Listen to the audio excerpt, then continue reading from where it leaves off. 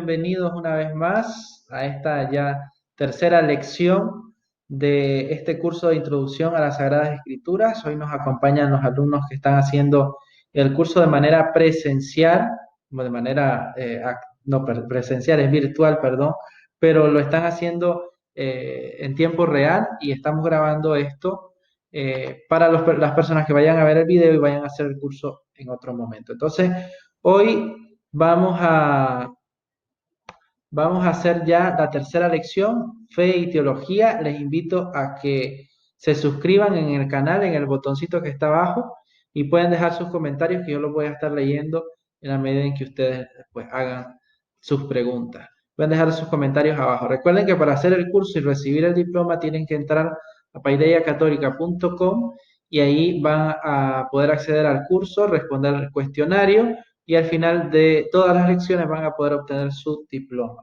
que los acredita y podrán hacer otros cursos que estarán disponibles también en esta plataforma. Entonces, sin más preámbulos, vamos a empezar. Vamos a arrancar con esta tercera lección que lleva por título Fe y Teología.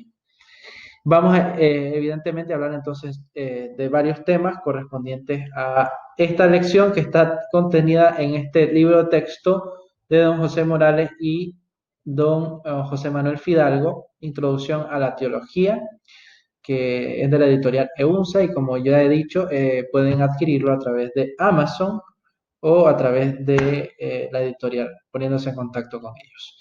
Entonces, hoy vamos a hablar acerca de estos temas, la fe como presupuesto objetivo de la teología, la fe como presupuesto subjetivo de la teología, características de la fe, los dogmas de la Iglesia, valor de las fórmulas dogmáticas, la interpretación de los dogmas y su desarrollo, la fe del teólogo y el trabajo de esta semana. Entonces, vamos a ver cuatro temas específicamente. Vamos a ver la fe objetiva, la fe subjetiva, los dogmas y su interpretación, sencillamente. A estos temas nos vamos a referir en esta lección. Entonces arrancamos ya con el primer subtítulo, la fe como presupuesto objetivo de la teología. Fe como presupuesto objetivo de la teología. Yo les voy a preguntar a los que están haciendo este curso en tiempo real, ¿qué es la fe? Vamos a ver qué respuestas nos dan. Quiero leerlo. ¿Qué piensan ustedes que es la fe? Voy a leer sus comentarios, pueden dejarlo ahí. Y esto es muy importante que todo buen teólogo y todo buen cristiano sepa qué es la fe. Muy bien, Fabiola, dices un don de Dios. Eso es un presupuesto que debemos de tener todos, muy claro. Es un don de Dios, es una virtud teologal. Muy bien. Es decir, Dios es el que toma la iniciativa en principio y Él nos regala el don de la fe, ¿no? Creer en la existencia de un ser superior. A ver, esto es un grave error. Eso es creer. Creer eh, es muy distinto a tener fe. Esperar aún sin ver. Muy bien. Eso es Hebreos 11:1, ¿no? Pero creer en la existencia de un ser superior. Vamos es la convicción que tiene cada persona a lo que no se ve. Es casi lo mismo que dijo, a ver, Verónica. La esperanza en Dios, muy bien, Hebreos 11:1. Es una gracia recibida por Dios, bien. Una oportunidad que nos da Cristo para conocerle, bien. Estamos muy cerca. Pero esta es la convicción que tiene cada persona a lo que no se ve. Y Verónica, la fe es creer en Dios. Esas concepciones son lo que normalmente nosotros oímos, evidentemente. Yo no estoy diciendo que esté errado y cuando decís que yo tengo fe, es que yo creo en un Dios vivo. Y en teología eso no es válido. Creer en la palabra de Dios. Sí, bueno, sí. Hay que entender bien qué significa creer en la palabra de Dios. Es la seguridad en Dios sin necesariamente tener pruebas palpables. Mm. Eh, es que le faltan cosas y ya lo vamos a ir descubriendo. Bueno, ya suficientes intervenciones, muchísimas gracias. Vamos entonces ahora a continuar. Vamos a hablar de dos tipos de fe, que es importante que nosotros manejemos. Vamos a hablar de la fides que y de la fides qua. Está hablando en latín el padre, nosotros no sabemos hablar latín, bueno, no importa. Fides que y fides qua. ¿A qué hago referencia cuando hablo de fides que? Bueno, hago referencia a los artículos de fe o al contenido revelado que constituyen el fundamento y la materia prima de la teología.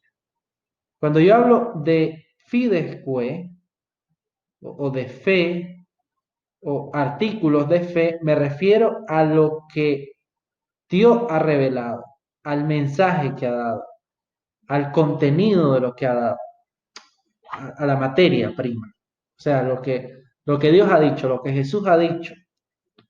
A eso se refiere en primer lugar y desde el aspecto objetivo la fe. O sea, la fe tiene un aspecto objetivo, un contenido, es un mensaje, ¿sí? A eso me refiero. La fe podemos verla como un mensaje, como un conjunto de verdades, como un conjunto de información, si ustedes quieren. A eso se refiere fides que, los artículos de fe o el contenido que Dios ha revelado, lo que Dios ha mostrado, lo que Dios ha enseñado. El teólogo debe ser ante todo un creyente que acepta el credo de la iglesia, lo que la iglesia enseña y que le ha sido mostrado, según el sentido que esto otorga a cada una de las proposiciones dogmáticas. Y vamos a ver qué son estas proposiciones dogmáticas. Vamos a ver qué son los dogmas, cómo se interpretan. La fe no es un invento de la razón. No es que yo decido creer, es que yo creo en lo invisible. No, no es que yo decido creer, es que Dios se ha mostrado y me ha dado algo en lo que creer. Eso es otro sentido, mm, tiene otra perspectiva. La fe no es un invento de la razón y por tanto el teólogo no fabrica sus datos y contenidos. No es que yo de repente decidí creer en un ser superior. No, sino que los recibe de Dios en la iglesia. Esto es importante, los recibe de Dios en la iglesia. Esos datos, o porque yo creo en Dios, porque Dios se ha revelado. Si ven, conexión, revelación, fe. La teología parte de la fe y ella misma es un acto de fe. La teología parte de ese dato revelado y es ella misma, la teología, al recibirse, es un acto de fe. Decido yo responder, porque ya vamos a ver que la fe es más una respuesta al Dios que se revela. Entonces, cuando hablamos de el depósito de la fe y el magisterio, debemos entender esto muy bien. La teología cristiana suele referirse al dato revelado objetivo, que vive en la Sagrada Escritura y en la tradición eclesial con la expresión depósito de la fe. ¿Qué es el depósito de la fe o depositum fidei? ¿Qué es eso? Es el o como la palabra lo dice, depósito, donde se almacena el lugar, imaginémonos que fuese un lugar donde se almacena el contenido de la fe, lo que Dios ha mostrado. ¿Y eso dónde vive? Vive en la Sagrada Escritura, ahí se muestra lo que Dios ha revelado, pero también, y ojo con esto, en la tradición eclesial, y aquí tradición está con mayúsculas, no es en las tradiciones, como por ejemplo que el Papa se vista de blanco, eso es una tradición, o que los obispos se vistan de negro y rojo, que yo ande con esto, es una tradición. Estamos hablando de la tradición, es decir, lo que yo he escuchado lo transmito, y lo puedo transmitir escrito, como la Sagrada Escritura, o lo puedo transmitir verbalmente. Y a eso se le llama tradición. Así es que nació la Sagrada Escritura, por ejemplo. Pero bueno, eso lo vamos a ver en un tema posterior. Y a eso se le llama el depósito de la fe, donde se almacena la fe. Ese depósito de la fe es custodiado, guardado, cuidado por el magisterio. ¿Qué es el magisterio? El magisterio de la iglesia es todo un aparato que posee o que ejerce también los obispos en unión con el Papa y nunca sin él. El obispo en unión con los obispos en unión con el Papa son los que almacenan, custodian, guían la transmisión, evidentemente, del depósito de la fe y enseñan este depósito. Actúan como, el magisterio dice aquí, actúa como depositario que mantiene vivo el testimonio de los apóstoles. Y vamos a celebrar ya el lunes los apóstoles San Pedro y San Pablo. Importante, la iglesia es apostólica. Y eso cuando, si nos da la oportunidad el Señor de ver un curso de eclesiología, vamos a entender bien esto, que es apostólica. Está fundada sobre la fe de los apóstoles, sobre lo que los apóstoles recibieron y que nos transmitieron a nosotros. Y el magisterio lo que hace es cuidar esa fe que ha sido transmitida y la cuida y la transmite, manteniendo vivo el testimonio de esos apóstoles. Y gracias a la seguridad del magisterio de la sucesión apostólica, nosotros sabemos que ese magisterio es el mismo que recibieron, perdón, ese depósito de la fe es el mismo que recibieron los apóstoles.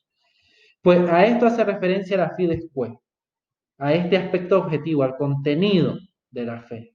Contenido de la fe. Lo que Dios ha revelado se vuelve un contenido, una serie de verdades, una serie de conocimientos. ¿Sí? Podemos explicarlo así. Que se almacenan en un depósito y son custodiados por el magisterio. Ahora vamos a ver la fe como presupuesto subjetivo de la teología, la fe como un aspecto subjetivo. Y aquí hacemos referencia a la fides qua, que es importante en la teología. Fides que, fides qua. ¿Qué es la fides qua? La fides qua es la fe por la que creemos y con la que creemos. Es decir, tenemos una fe que es objetiva, que es el depósito de la fe, las verdades contenidas, y una fe que cada uno tiene, que cada uno debe tener, que es la fe fides qua, y es con la que creemos y por la que creemos. Y esta es la raíz de la teología. Como lo he dicho insistentemente, sin fe no se puede hacer buena teología. Sin fe, sin esta fe, no se puede hacer teología. Dios se revela, comunica esa revelación, hay un contenido en esa revelación, el hombre escucha esa revelación y acoge esa revelación.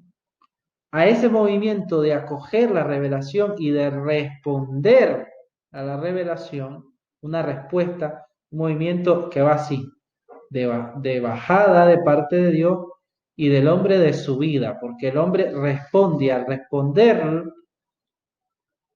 sube hacia Dios, como lo vimos, como se puede leer más bien en el numeral 2 de Ibermo. Entonces, esto implica una actitud interior, una actitud que es el intento de responder al Dios que se ha revelado. Eso es interesante. La fe es una respuesta del hombre al Dios que se revela. No es, no es creer en Dios nada más. Es que eso es muy vacío. Es que, bueno, yo puedo creer en los ovnis, puedo creer, bueno, no sé, hay gente que lo hace. Yo, pues, personalmente dudo, pero estoy bien. Pero Dios que se me ha mostrado, yo no puedo no creerle a Dios, porque Dios se me ha mostrado. La fe es una respuesta, no es una actividad humana, es una respuesta que implica ante todo y en principio que Dios se haya revelado, que Dios se me haya mostrado, que Dios se me haya hecho el encontradizo.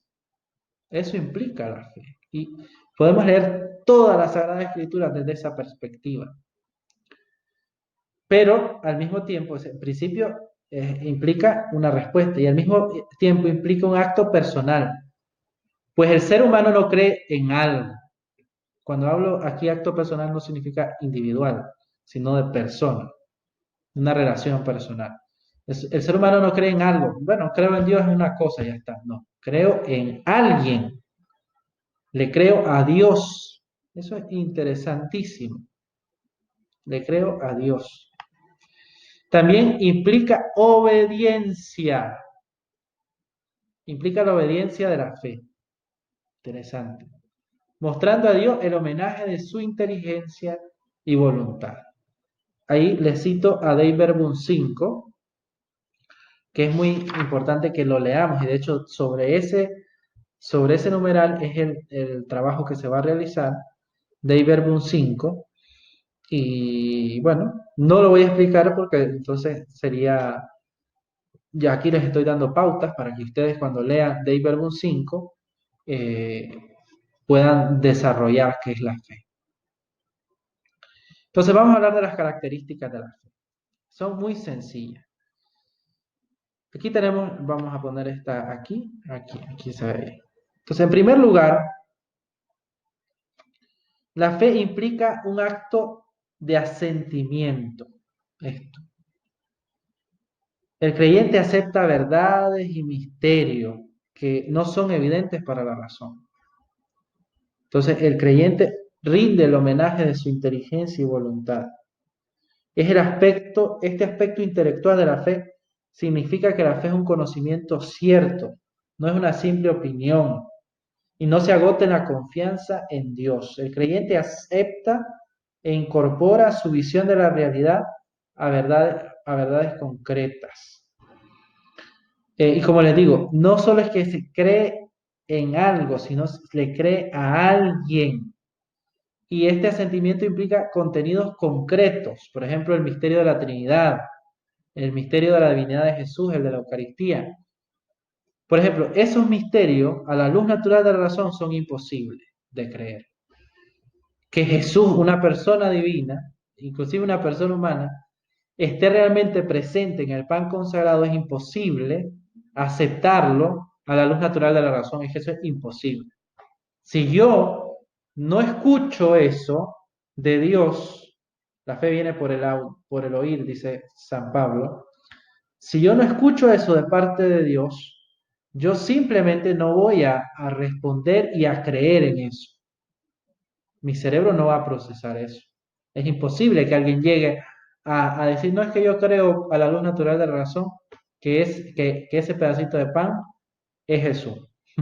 Está mintiendo completamente. Yo tengo que escucharlo primero y tengo que decidir creer en eso, porque es que yo tengo que hacer un acto de asentimiento.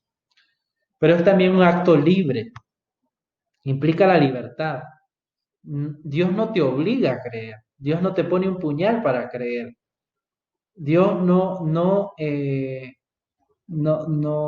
se presenta como, bueno, esta es la verdad, y como hacen a veces muchos los protestantes y algunos católicos, a la hora de responder a los protestantes, esto es verdad y se tiene que creer así. ¿Y por qué? Porque lo dice Dios. Pues estás equivocado, yo no sé a qué Dios está siguiendo porque Dios no es así. Dios te deja libre. Y dice del verbo 5, el hombre se confía libre y totalmente a Dios. Un aspecto importante de la fe es que es un acto libre del ser humano. Nadie obliga a nadie a creer. Bueno, que en la historia han habido personas que obligan a bautizarse a otros son otras cosas. Pero la fe auténtica es un acto libre. Y entonces la fe, la libertad del creyente otorga así a la fe una profunda dimensión personal. Nadie te obliga a creer en la relación con Dios. Hay una relación personal porque yo decido creerle a Dios. Yo decido responderle a Dios. A Dios. Otro aspecto importante es que la fe no se opone a la razón. Es razonable. Aunque yo no puedo llegar a esas conclusiones, por ejemplo, el del misterio de la Trinidad, que tres es uno y esas cosas, eso no significa que sea algo irracional. Yo puedo razonar La fe no es absurda ni irracional, no tiene que ver nada con supersticiones ni con conductas religiosas extravagantes, por ejemplo, el señor ese con el martillo y esas cosas así todas raras y esotéricas, no tiene nada que ver la fe con eso.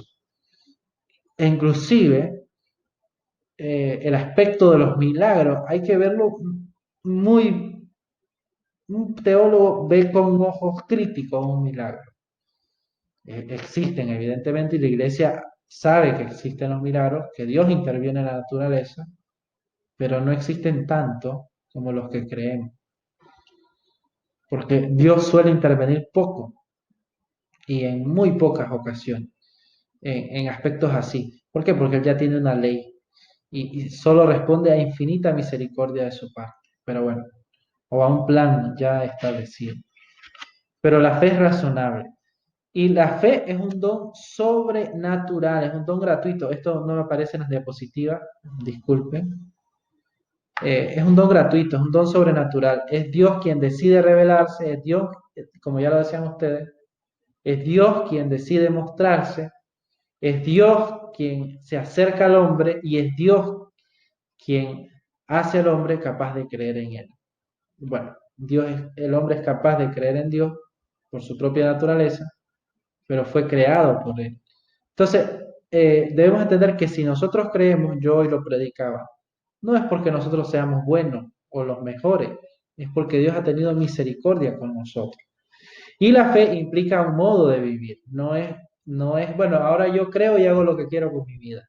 Evidentemente tiene un aspecto operativo que debemos reconocer. Bueno, pueden profundizar esto más en el texto. Vamos a pasar ahora a los dogmas de la iglesia. ¿Qué entienden un dogma? Y quiero que ustedes subrayen el sentido peyorativo. El peyorativo es como lo malo. Quiero que ustedes me respondan. ¿Qué entienden por dogma, verdad de fe? Muy bien, una respuesta sencilla.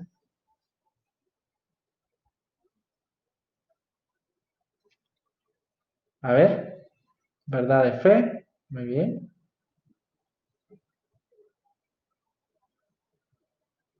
Solo Jordan.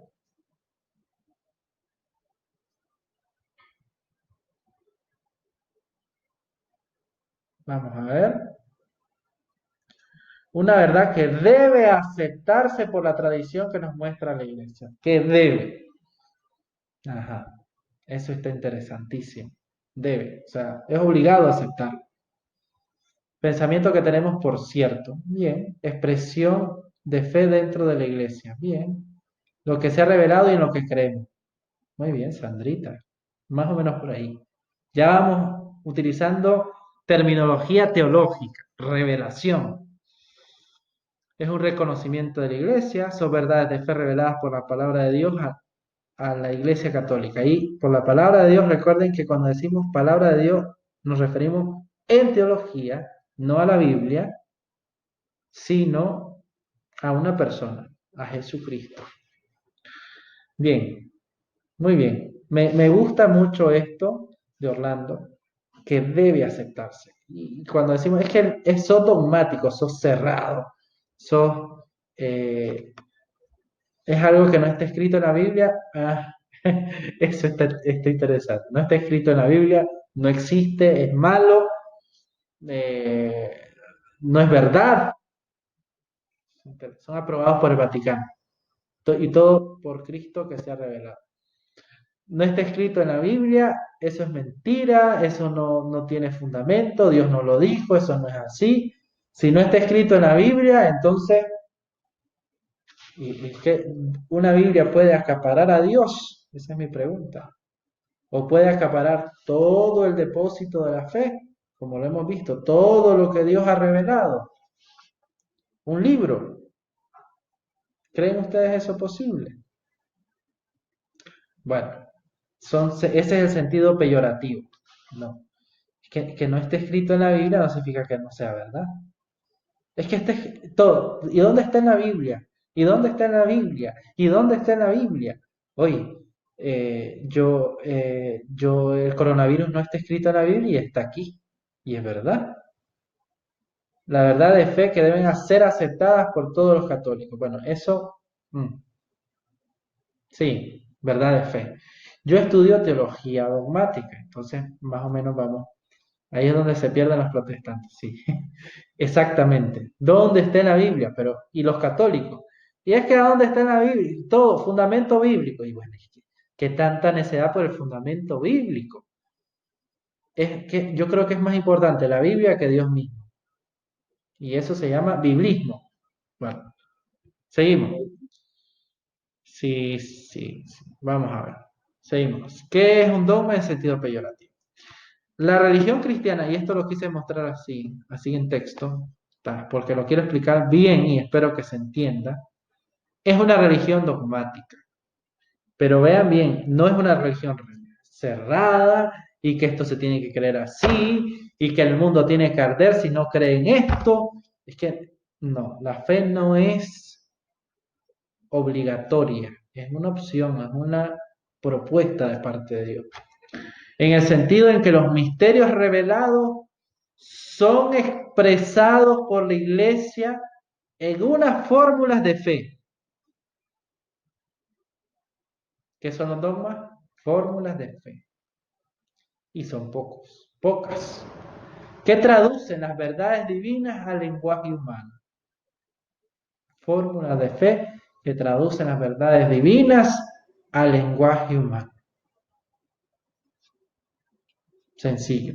Dios ha decidido mostrarse, la iglesia entera, en los apóstoles primero, pero después ha ido transmitiendo esa revelación o ese contenido de lo que ha querido mostrarse, eh, transmite eso y hay expresiones de esa fe objetiva o de ese contenido de la fe o esas fórmulas que traducen eso, esas verdades divinas al lenguaje humano. Y a eso se le llama dogma. Explicaciones de esa verdad divina, de la revelación. No son principios teóricos, sino declaraciones precisas sobre lo que Dios ha revelado y la iglesia ha vivido en tradición. No es que yo llegué a la conclusión de que la Virgen María es Madre de Dios, que es un dogma de la iglesia. No, es que la iglesia lo ha vivido, la iglesia sabe, la iglesia ha recibido esto, la iglesia lo ha celebrado, como lo vamos a ver, y entonces María es Madre de Dios. Y ya. No es que yo llegué a la conclusión, es que eso ya había sido revelado. Exigen un pronunciamiento eclesial, es decir, la iglesia tiene en un concilio o ex cátedra el Papa que pronunciar el dogma y decir esto debe ser creído firmemente por los católicos, si no anatema. Pero eso entendámoslo en su contexto histórico, pero no me quiero meter ahí. Exigen un pronunciamiento eclesial y expresan el aspecto objetivo de la revelación. Dios se ha mostrado, Dios se ha revelado, hay un contenido de esa revelación y los dogmas lo que hacen es expresar ese contenido de la revelación en lenguaje humano. Un lenguaje que se puede entender, aunque a veces es muy difícil entenderlo, porque lleva mucha filosofía, lleva mucha teología y bueno. Estas fórmulas han nacido en momentos de la historia. El objetivo con el objetivo de afirmar una verdad creída por todos o de defender una verdad que está siendo cuestionada. Y eso es importante. Los dogmas surgen por dos razones principalmente.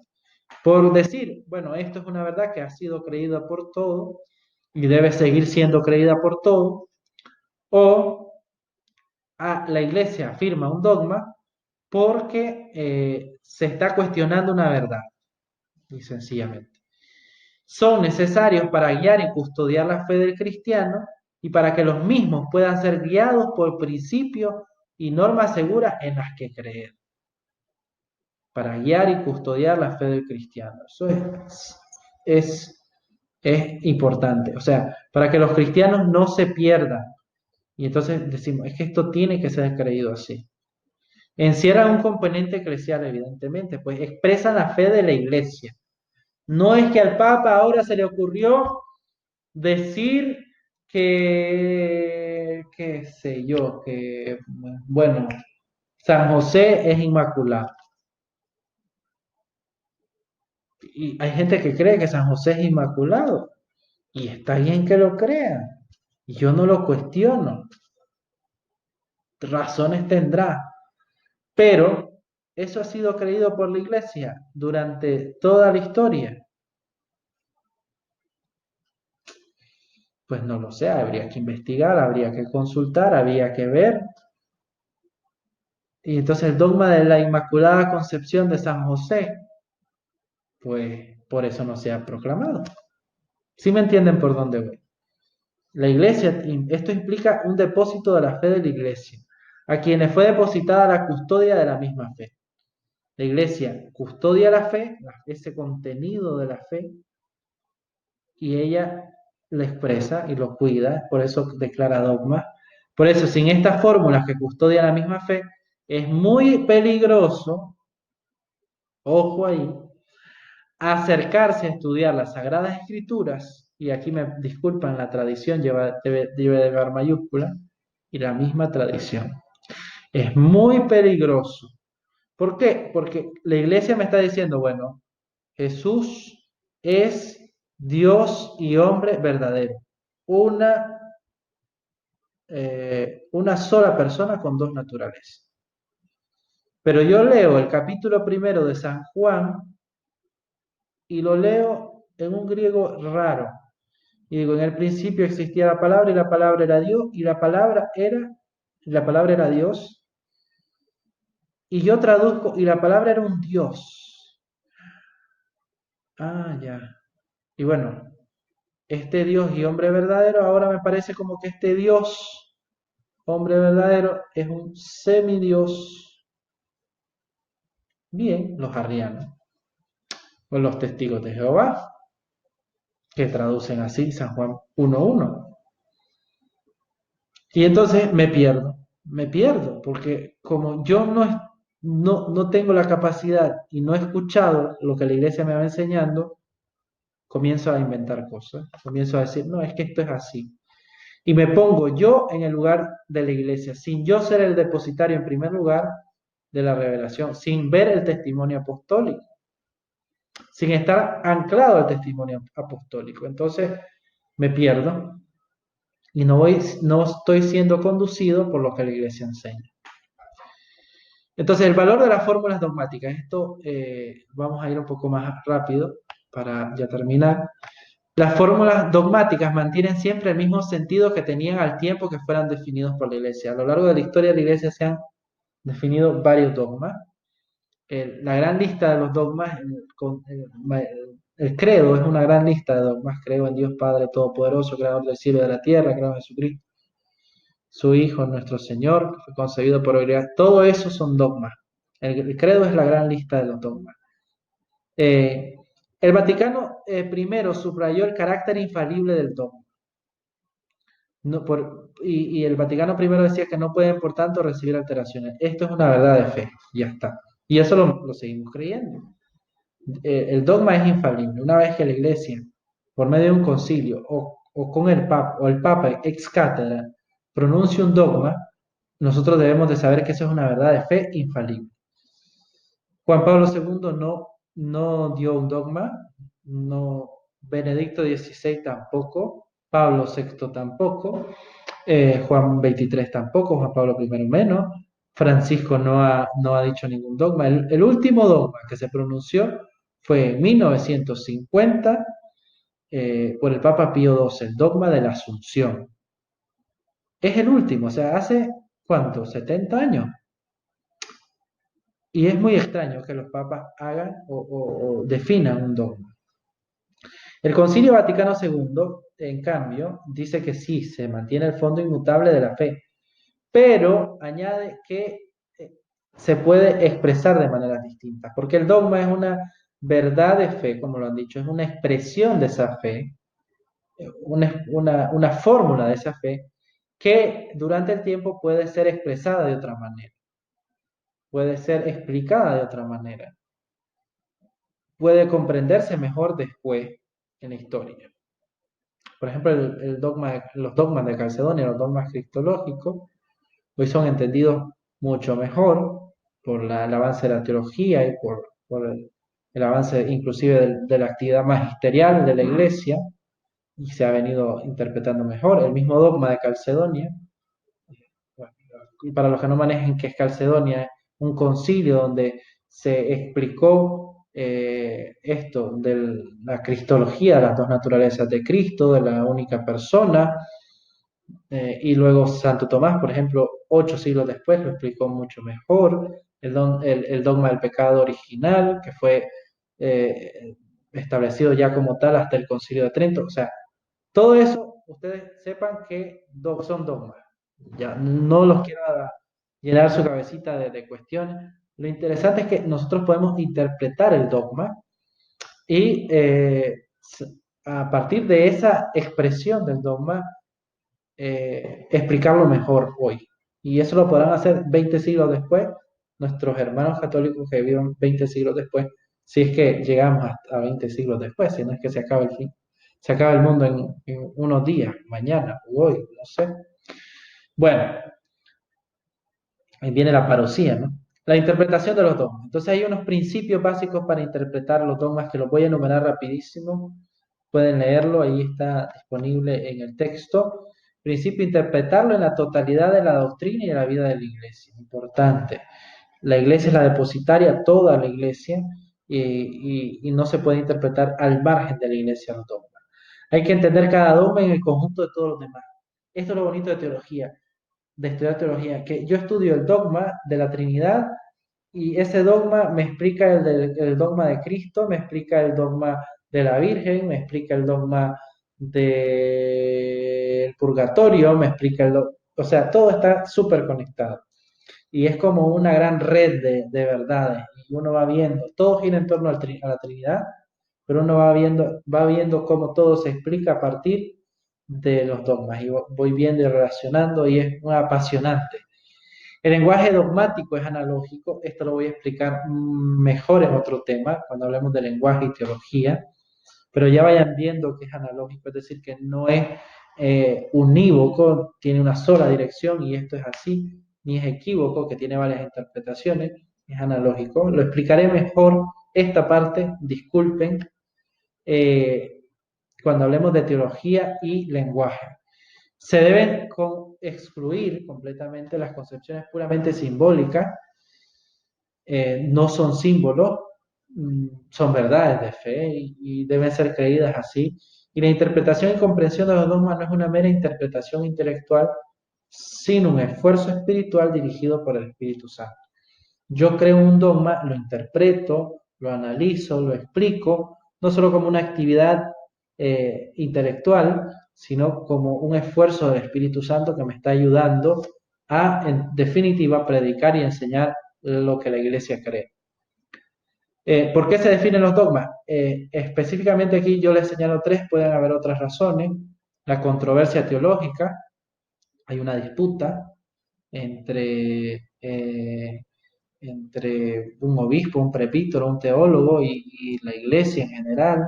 Por ejemplo, Arrio es el, el que llevó, y gracias a él nosotros decimos que creemos en Dios Padre, Hijo y Espíritu Santo como una sola persona, perdón, un solo Dios y tres personas. Un solo Dios y tres personas. Porque él entendía que, bueno, que no, es que era un Dios y un semidios y, bueno, quizás los bueno, un nombre raro. No quiero llenarlos de cosas. Pero gracias a la controversia teológica, a que otro piensa distinto y otro enseña otras cosas media raras, entonces se hacen un dogma. A la vida litúrgica y a la fe de los cristianos en general, por ejemplo, el dogma de la Inmaculada Concepción se define gracias a esto, no es tanto, sí había gente que era contraria a definir el dogma de la Inmaculada Concepción, incluso Tomás de Aquino tuvo ciertas reservas, gran Tomás de Aquino, pero evidentemente porque el dogma de la Concepción, de la Inmaculada Concepción, se definió en 1854 y Tomás de Aquino es del siglo XIII, evidentemente no era un dogma en ese momento y Tomás de Aquino no era un hereje, eh, pero es decir, son cosas históricas. La vida litúrgica y la fe de los cristianos puede llevar a la definición de un dogma y la actividad teológica o magisterial puede llevar también a la definición de un dogma. ¿Cómo debe ser la fe del teólogo? Les voy a hacer esta pregunta y yo creo que vamos a quedar con esa pregunta. El trabajo para esta semana es leer Dei Verbum 5 y contestar qué es la fe a partir de leer Dei Verbum 5. Pero también quiero que comparen con Hebreos 11:1. Sí saben, esa cita famosa de que es la fe, es la creencia o la esperanza en lo que no veo y ya. No me la sé textualmente. Entonces, leer Dei Verbum 5 y contestar qué es la fe. Comparar con Hebreos 11:1 y ver qué matices hay y cómo se puede interpretar bien Hebreos 11:1. Y quiero también que expliquen qué es un dogma y cómo explicárselo a un protestante evangélico. ¿Qué hablo de un protestante evangélico? ¿Cómo le dirían a ustedes qué es un dogma a un protestante evangélico? Eso va a estar muy interesante leer esas respuestas. Entonces, de esta manera concluyo. Quiero ver si hay alguna pregunta. Sí, Jesús también hizo otras muchas cosas. Bueno, los dogmas marianos son cosas que no aceptan los protestantes, ¿sí?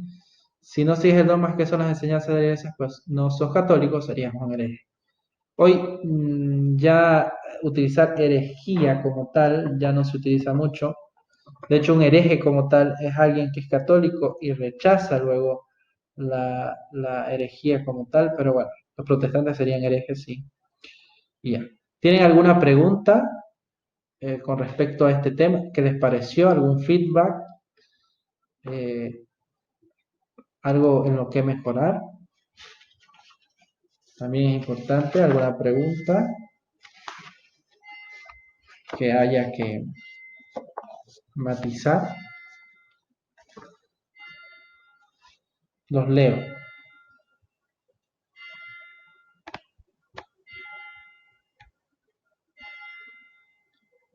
Bueno, si no hay preguntas, entonces doy por finalizada la sesión y les agradezco a los que han visto este video ya en retransmisión o por YouTube. Muchísimas gracias. Recuerden que pueden suscribirse eh, y pueden dejar sus comentarios. Yo voy a estar leyendo los comentarios. Eh, y bueno, les recuerdo también que pueden hacer otros cursos. Este es el primero, pero seguramente cuando lo vean ya pueden haber otros cursos. Y para hacer los otros cursos necesitan hacer este primero. Entonces, muchísimas gracias y hasta luego.